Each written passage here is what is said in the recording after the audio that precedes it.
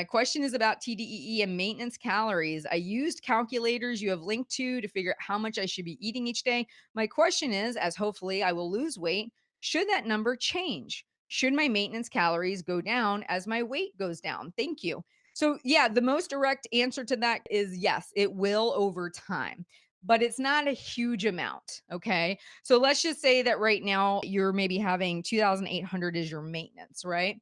If you're eating at, say, 2,400 and you're losing weight and you're making good strides, maybe you find you get 20 pounds off and it starts to slow down. And you might say, okay, let me drop it another 150 to 200 calories.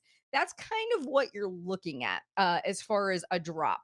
It's not going to be anything crazy or really out of proportion.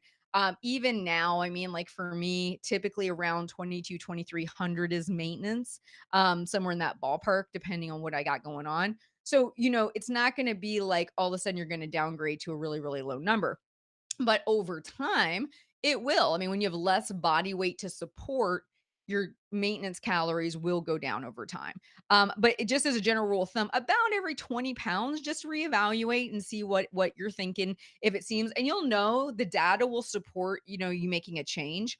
And then, you maybe if you do that once or twice, you might say, okay, well, I'm gonna just take a maintenance hiatus for a while, let my metabolism kind of, stabilize, and then you might try taking again. You might find you don't have to go because you've taken a maintenance break. So I just want to mention that too.